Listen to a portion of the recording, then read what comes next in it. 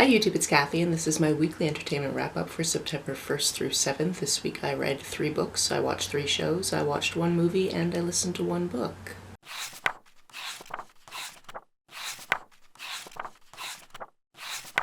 This is not my usual filming location. In fact, this is the tiniest pub that I know about on Vancouver Island.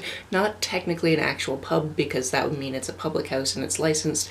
This is actually just a tiny pub on my family's property that they made out of recycled materials, and it's the cutest thing in the actual world. It's called Frogmore Pub because it's right next to their frog pond, and I actually made them a cross stitch that I brought when I came up this weekend to celebrate the opening of the pub and also our friend's birthday, and there was a concert, and it's just good times. But I needed a location to film so that I wouldn't be annoying other people as they try to sleep, and also I forgot my tripod, which is why you are a little bit shaky, and I'm sorry about that, but there's really nothing I can do about it. The first book that I read this week is The Evolving Truth of Ever Stronger Will. This one is about a non-binary character who grew up in a really strange situation because their mother actually left them in a dumpster when they were quite young, and they went through foster system, and then they actually found a foster mother they absolutely loved. They're pretty sure this person was going to actually adopt them, and then their mother showed back up in their life and made them go live with her. However, one really good thing that happened before their mother showed back up is that foster mother actually helped them get all the legal documents together so they could actually change their name legally. Unfortunately, their mother is not a great person and is very abusive, and as the book starts, their mom is actually saying, "This is your fault," as she has a heart attack and dies. Will is only a few months off of their 18th birthday, and they really don't want to go back in the system, so they're trying to keep this quiet. And then there are many other misadventures along the way while they wait for their 18th birthday to happen. And while they're going through the house and cleaning it out after this death, they find a lot of questions, and for which they want to find the answers. Well, of course the sun is starting to come out right into my eyeballs. Guess what? It's time for these beautiful sunglasses. They're my favorite. This was really impactful, and Will just went through a lot, but then also through the process of this was also getting a lot of support and love and meeting different people that also support and love them, so I really loved seeing that. This is such a great read. It's highly underrated. I don't think I've actually seen many people talk about it, and it doesn't have that many ratings on Goodreads, so if you can, I would check it out. Next we have Little Moons. This is a very short graphic novel about this character who is just living her life on the res, having a great time, getting into beadwork, just doing all of these community activities, and then all of a sudden, out of nowhere, her sister goes missing. This is a missing and murdered Indigenous woman's type of book, and it's really about these characters just living with not knowing what happened to this family member. You see the various different ways that people in this family grieve this situation or try to ignore the situation. It was really, really short, but it was also impactful. Next, on a completely different note, we have I'm Getting Married to Mothman, which is the 3rd in the Mothman in Love trilogy. This is the 3rd and final book in the series, and I ended up really enjoying it. I had suspicions about a character in book 2 that definitely came to fruition in this book, and I enjoyed seeing that my suspicions were well met, basically. I can't really tell you much about the 3rd book because it will ruin things for the 2nd book, but I can tell you a little bit about the 1st book. Basically, Heather is an influencer. Her mom is also an influencer, so she's always kind of lived that influencer lifestyle, and she is burned out and actually just decides to go off-grid, buy a house in the middle of the woods, and just live a peaceful cottagecore type of existence, basically never going online. However, while she's there, she actually meets literal Mothman and they fall in love. There are many twists and turns from that point, but that is the basic point, and it's just so deliciously written. I really love seeing these characters get together, their feelings, their emotions, and then obviously we know how it's gonna go because we've got I'm in love with Mothman, which is the first one, I'm engaged to Mothman, which is the second one, and I'm getting married to Mothman, which is this one. And each of those 3 things kind of happen in the latter half, if not the very end of each of their respective books, which means that even though you know it's going to happen, even though you know this is a romance, you're still waiting for it to actually happen, and you have such adventures along the way. I really enjoyed these books. If they sound at all interesting to you, I would definitely recommend them. As for the shows I watched this week, I finished the 11th season of Criminal Minds and started on the 12th season, and Wow, I did not know that that main character was just gonna have a terrible, terrible time, then have a great time, then have a terrible time again, and then absolutely leave the team. Didn't know that happened. Also, I am very annoyed because at the beginning of the 12th season, finally, Aisha Taylor's character gets into the main credits. I'm so happy about that. But then there is a guy who comes onto the show, and his very first episode is that episode, and then he is also in the main credits already. And she's been on the show for an entire season before she got on the credits, and that bothers me so much. It bothers me just as much that in the beginning, in the first season, Penelope wasn't in the main credits, and she's one of my favorite characters. So I'm just like, what is this misogyny? I hate it. It might be difficult to figure it out based on my tone of that complaining, but I am still very much really enjoying the show. I really do like seeing how the characters are evolving. It is super weird that the kids are growing up. Like, I saw an episode not too long ago where Jack was there and I was like, wow, that kid is growing up. And then Henry, which is AJ's oldest kid, walked in and I was like, what do you mean Henry is this old? What the heck? Just no. So in a way, it's like watching your kids' friends grow up because yeah, I have friends, they have kids, and it's really weird that they just keep getting older. I don't understand why that keeps happening, she says sarcastically, because she understands how time passes, sort of, as much as a person can. We also watched a few more episodes of The Handmaid's Tale. I don't really have any notes besides I'm still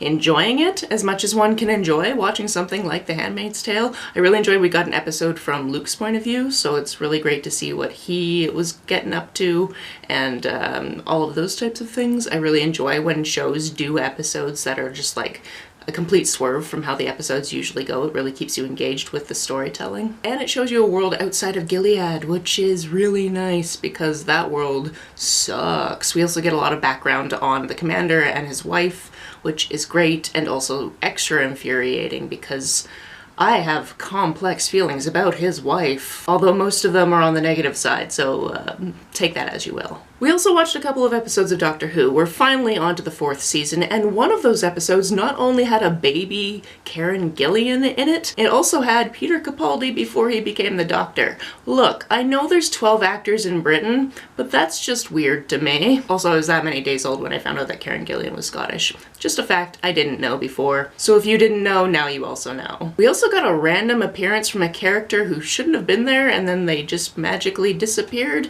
and I don't know what to make of that. But I'll just keep keeping on and watching the show very, very slowly and eventually get caught up, but not anytime soon. The one movie we watched has been on the roommate to-watch list for about 5 years now. It was at the very top of the list for a very, very long time, but Chad put it there, and we know if Chad puts it there, it's gonna be like a time travel brain screw, so like we've all been avoiding it. But since we're into the season of Triple October and it's been on there for so long, I was like, you know what? I think it's finally time to watch Triangle. So we watched Triangle. This is a movie about a few friends who go out on somebody's boat. It's a really weird cast of characters because you don't really know how people know each other and that type of thing. And then something happens on this boat so that they cannot actually get back to shore, but then this huge ship comes by, they board that, the ship seems to be empty, and then things start going terribly, terribly awry, even more so than the fact that like their last boat is inoperable. And then yes, there's time slips and time repeats, kind of like Groundhog's Day situation, but some of the characters stay on as they are and some of them definitely don't. This one did end up being really, really interesting, but because I absolutely hated Primer, which I guess is something that I watched kind of falling asleep anyway, it just means that things with time travel, I'm always like, but I really loved Back to the Future. If it's not Back to the Future, do I want to watch it? Which is a problem, because obviously there are other things that can do that same thing just as well. But it also just became a running joke that we were just never going to watch this just because Chad put it on the list. So we finally did, and I'm glad we did. It was actually pretty decent and really interesting. As for the audiobook I listened to, that was a memoir called Strong Female Character by Fern Brady. I know Fern Brady from Taskmaster because there was that period where we watched basically all of the Taskmaster that existed up until that point, and she was on one of those many seasons. I think we watched like 17 seasons, so I can't remember which one because my brain does not catalog that information. But she seemed interesting, and there was a point where I kind of looked up books that were written by people who've been on Taskmaster, and then I realized there were like almost 200 books just from the cast alone. And I was like, okay, well that's a lot. I'm not going to make a project of reading all of them, but what do you mean mean Fern Brady just came out with a memoir last year. I want to read that, so I put myself on the holds list and finally got around to it. Being a memoir, she reads it herself, which is absolutely lovely because I love her great Scottish voice. And she has had a life that I have not lived, for absolute sure. So if you're not familiar with Fern Brady, you might be able to figure out from the fact that she was on Taskmaster that she is a comedian, and yes she is, and that's something she came to a little later in life just because that's just how her life ended up being. But something else she came to later in life is a diagnosis for autism, which she feels would have been really, really helpful growing up, and it would have answered a lot of questions she had about just the way that she lives, and she wouldn't have had to Google things like, why do I keep smashing up my furniture? Additionally, she has had kind of a fraught relationship with her parents because they did the best they could, I guess.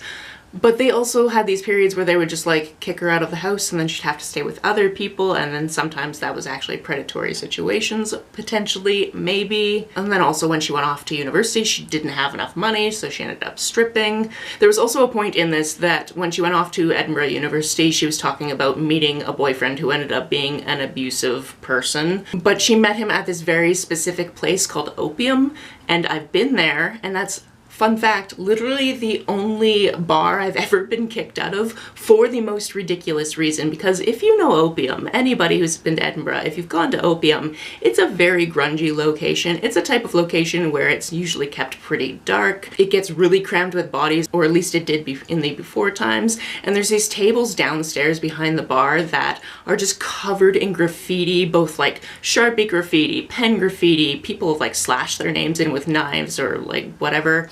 But I went in one day and somebody had punched a hole in the wall because it's Opium, and that just made perfect sense to me. So my mate went to get us pints and I sat down at the bar, and there was a piece of wall on the table, and I used it as kind of chalk to just kind of do a little bit of drawing on the table, and I got kicked out of Opium for drawing on the table. And I was like, do you not see everything that's on this table? And I can just go like this, and what I've done to the table is gone. Like, I was just flabbergasted and felt like quite a badass.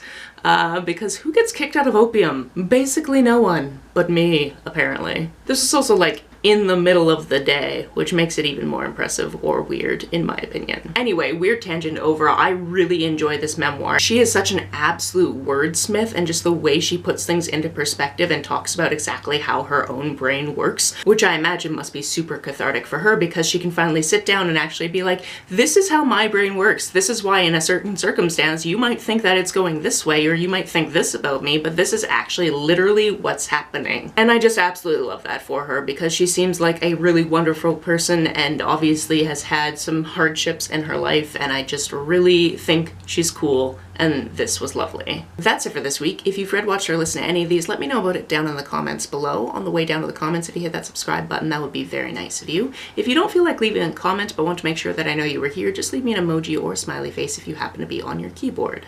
Some people have asked if there's a way to financially support this channel, so I set up a Ko-fi account, which is a digital tipping service. The link for that, as always, is down below. You can like and share this as you see fit, and I will see you very soon. Bye!